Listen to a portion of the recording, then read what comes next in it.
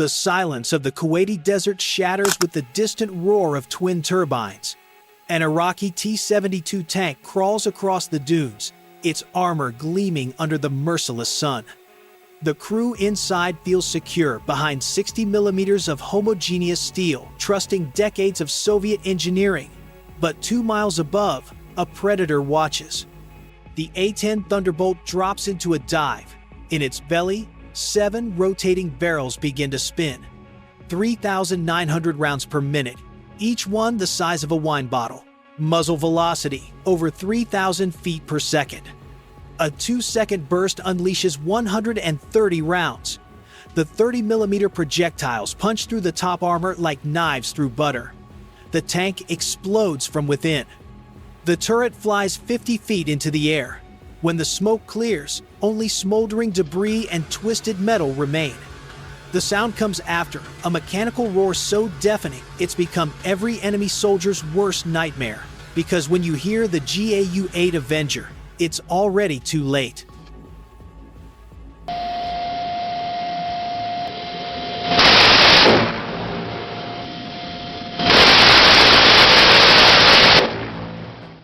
This is the story of the most brutal rotary cannon ever built. A mechanical monster that wasn't designed to wound or disable. It was built to annihilate. Since its first burst in 1974, the Avenger has turned over 900 tanks into smoking scrap. It's shot down helicopters without being anti-aircraft. It's pulverized bunkers that survived carpet bombing. But the true genesis of this monster lies in the darkest days of the Cold War. It was 1968. In Europe, Warsaw Pact forces were massing the largest tank fleet in history. Over 60,000 Soviet armored vehicles awaited the order to attack. Pentagon strategists faced a logistical nightmare. How do you stop 30 armored divisions with limited resources? The answer came from a revolutionary concept: specialized close air support. But this aircraft needed teeth. It needed a weapon that wouldn't just pierce armor, but obliterate it. In 1970, the Air Force issued a terrifying specification. They wanted a cannon capable of destroying any Soviet tank with a single burst. 2 companies accepted the deadly challenge. General Electric bet on a 7-barrel Gatling design. Testing began in 1973. The results were devastating. The prototype pulverized M48 tanks in seconds. It punched through 200mm armor like paper. Its depleted uranium rounds tore through multiple vehicles in a line. What if I told you this cannon was so powerful, they had to build an entirely new aircraft just to carry it? When General Electric engineers presented the first prototype, Pentagon generals were stunned. The complete weapon measured over 20 feet long. It weighed 4,000 pounds fully loaded. It was so massive that no existing aircraft could carry it.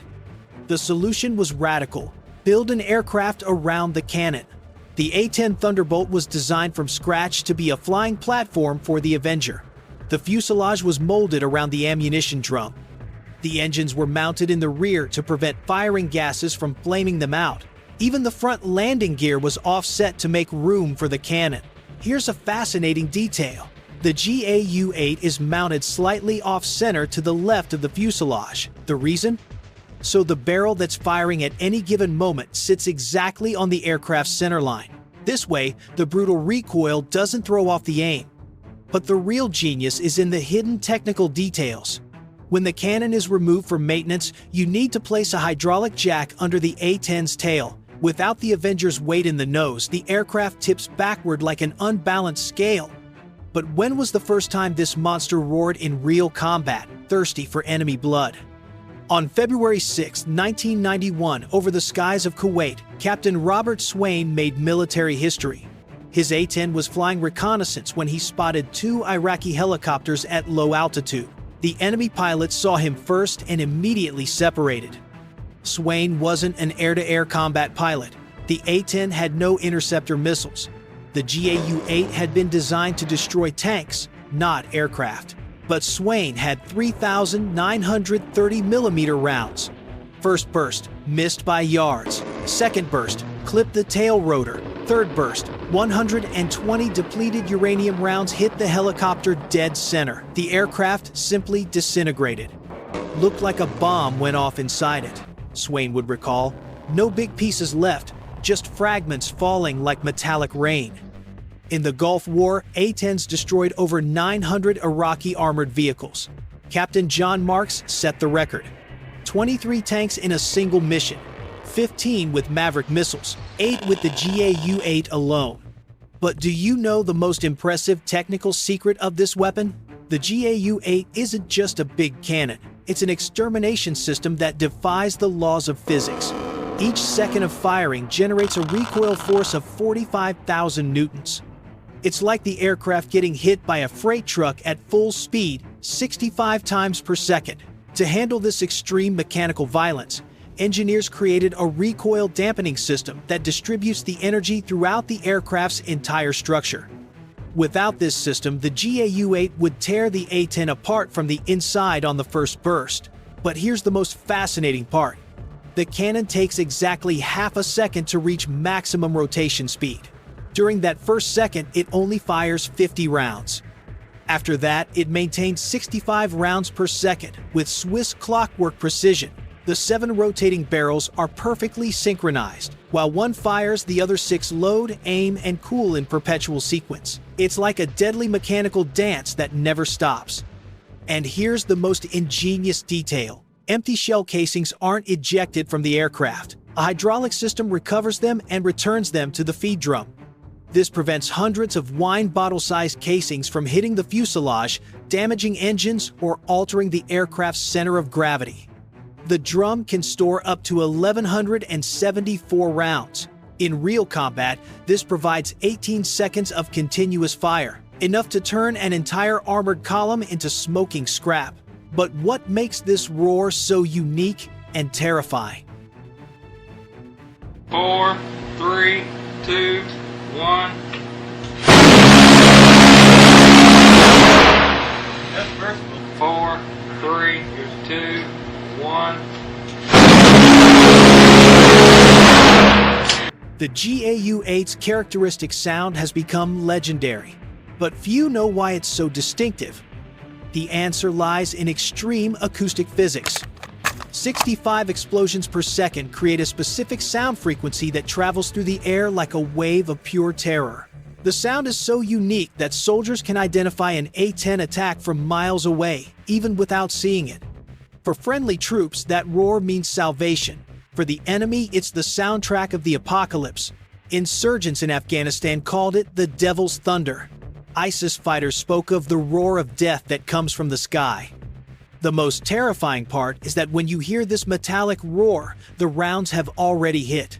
Traveling at over 3,000 feet per second, they arrive before their own sound. It's the Avenger's final cruel joke. It announces your destruction after it's already killed you.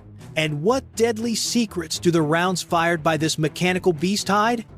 Each GAU-8 round is a masterpiece of destructive engineering.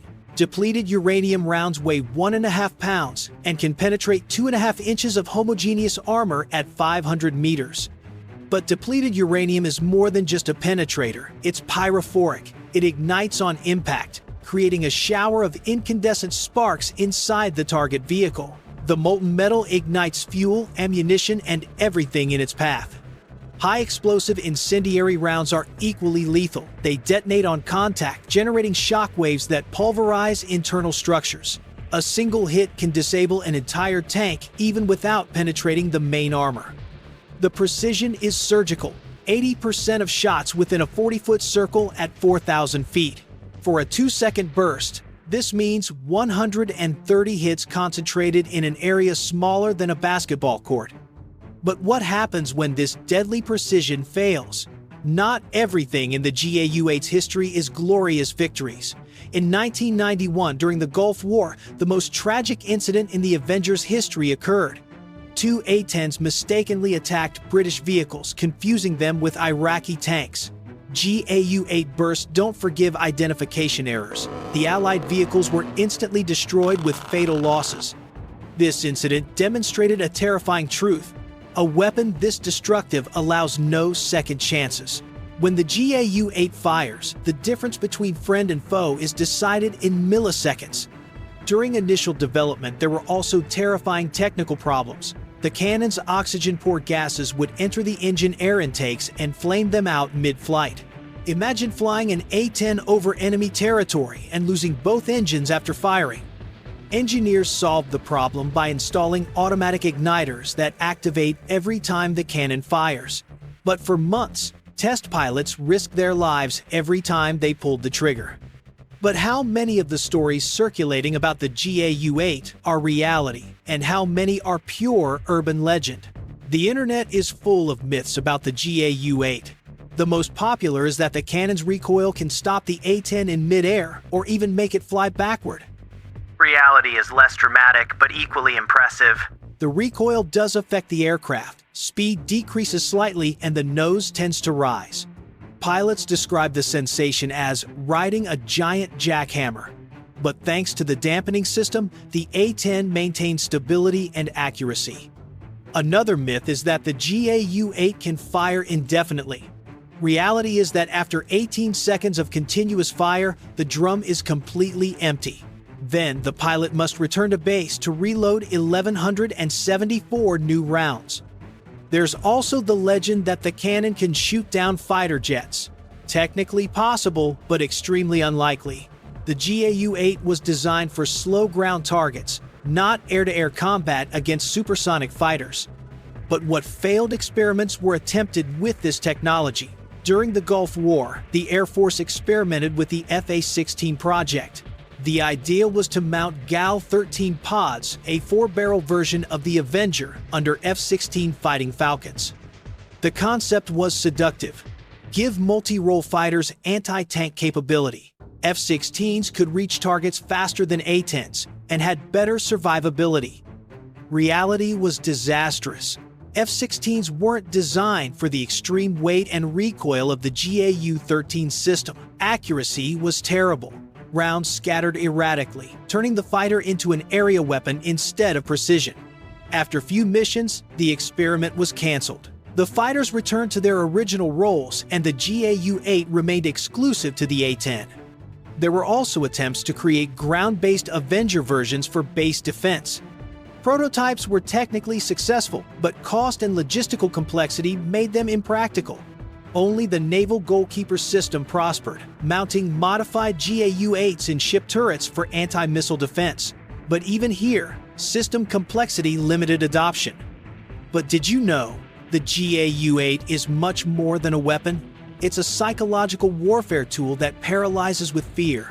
The GAU-8 transcends its function as a weapon to become a psychological warfare tool. Its mere presence on the battlefield alters enemy behavior.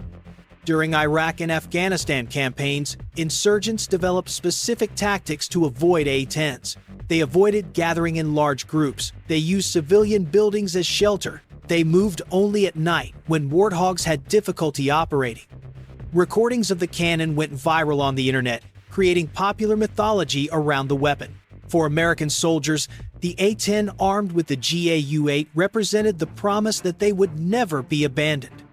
They knew that if things got impossible, the Angel of Death would come to rescue them with its metallic roar. A-10 pilots developed a unique culture around the cannon. They competed for accuracy in training. They collected empty casings as trophies. They created squadron patches with references to the weapon's characteristic roar. But how does this beast compare to its international rivals? The GAU-8 doesn't exist in a vacuum. Other nations developed similar weapons, with variable and often catastrophic results. The Soviet Union created the GS-630, also 30mm but with 6 barrels. They achieved superior rate of fire, up to 6,000 rounds per minute, but the price was self-destruction. The GS-630 generated so much recoil it cracked MiG-27 aircraft structures. Instruments broke from vibrations. In extreme cases, the canopy would detach mid-flight, killing the pilot. The Soviets tried to limit it, but the cannon remained uncontrollable. They finally relegated it to fixed naval systems, acknowledging its failure as an aerial weapon. The American M61 Vulcan fires 20mm rounds at 6,000 rounds per minute. It's devastating against aircraft, but its ammunition bounces off medium armor. A tank can withstand hundreds of hits without critical damage. The GAU-12 Equalizer at 25mm finds middle ground. It equips Harriers and AC-130s. It's more powerful than the Vulcan, but less massive than the Avenger. However, it's still insufficient against heavy armor. Only the GAU-8 achieved the perfect balance between brute power, surgical precision, and operational reliability. And what happens when we turn all this destruction into cold numbers? GAU-8 figures are so extreme they seem like science fiction. In 4 decades of service, it has fired over 3 million rounds in actual combat. It has confirmedly destroyed over 1,000 enemy vehicles. During development testing, it fired 39,000 rounds in 60 flight missions. The failure rate was practically non-existent. Less than 0.1% of shots experienced problems. In the Gulf War, A-10s fired over 100,000 30mm rounds in 43 days of campaign. Effectiveness was 85%. Each burst destroyed or disabled its target. Cost per shot is relatively low, approximately $50 per round, compared to $50,000 for a Hellfire missile. To destroy a $200,000 tank, the GAU-8 needs projectiles costing less than $2,000. Maximum recorded rate of fire in laboratory was 4,200 rounds per minute. In this configuration, the cannon can empty its complete drum in 16 seconds, unleashing a metallic storm of biblical proportions. But what future awaits this mechanical beast? The GAU-8 Avenger faces its greatest challenge in decades. Modern tanks incorporate reactive armor, active defense systems, and depleted uranium plating. A Russian T-90 can withstand multiple 30mm hits on the frontal arc. Anti-aircraft systems have evolved too. The Russian S-400 can detect and shoot down A-10s from distances that make the GAU-8's range useless. Latest generation portable missiles represent constant threat to low-altitude flights. The Pentagon constantly debates the A-10's future. Critics argue it's a Cold War relic, vulnerable and unnecessary in modern conflicts. Defenders respond that no other system can replace the Avenger's unique combination of power, precision, and cost-effectiveness. Replacement proposals include armed drones, precision-guided artillery, and F-35 fighters with smart munitions. But all these systems cost 10 times more per destroyed target than a GAU-8 burst. In asymmetric conflicts against insurgents, the Avenger remains supreme. It can destroy technical vehicles, improvised mortars, and fortified positions with surgical precision. A 2-second burst costs less than a guided bomb, but is equally lethal. A-10s have been modernized with digital systems, infrared sensors, and real-time data links. The GAU-8 received precision and reliability improvements. The beast evolves to stay relevant. But how does a weapon become eternal legend? The GAU-8 Avenger has transcended its military function to become cultural icon. Its sound appears in video games, movies, and internet memes. Generations of soldiers have grown up hearing stories of the Angel of Death A-10. For veterans who've been under its protection, the Avenger represents more than a weapon. It's the symbol that America never abandons its troops. That when things get impossible, someone's always willing to come to the rescue with a rain of 30mm rounds. A-10 pilots have developed unique brotherhood around the GAU-8. They share combat stories, aiming techniques, and anecdotes. When a pilot retires, they receive an empty cannon casing as a gift, inscribed with their combat missions. The Avenger's impact on military doctrine has been revolutionary. It proved that specialized close air support can tip the balance of battle. It inspired development of other weapon systems dedicated exclusively to ground support. Even America's enemies have recognized the GAU-8's effectiveness. Russian and Chinese training manuals include specific sections on avoiding A-10 attacks. It's the greatest compliment a weapon can receive, making the enemy restructure their tactics to avoid it. And how does the story end for the supreme predator that forever changed the rules of war? For 5 decades, the GAU-8 Avenger has dominated the skies as the supreme predator of ground warfare. It has turned over 1,000 enemy vehicles into scrap. It has shot down helicopters with anti-tank ammunition. It has pulverized fortifications that survived massive bombardments. More importantly, it has saved thousands of American lives. Every time ground troops have been in trouble, the Roar has announced that salvation comes from the sky. It's not just a weapon. It's a force of nature, a mechanical predator that found its perfect place in the military food chain. And as long as enemies exist that need destroying from the air, the GAU-8 will keep roaring. Because in this world of high technology and smart weapons, sometimes the most effective solution remains the simplest: 3,930mm rounds per minute, delivered with surgical precision by a machine that knows no mercy. If you ever find yourself under hostile skies, I pray you don't hear the distant roar of twin turbines, because it means the monster is hunting. And when the GAU-8 Avenger goes hunting, it always comes home with blood on its fangs. The last sound you hear before dying isn't an explosion. It's not a scream. It's a metallic roar that echoes like hell itself. And when that sound fades to silence, only eternal proof of the Avenger's power remains: smoking wreckage where once there was an enemy.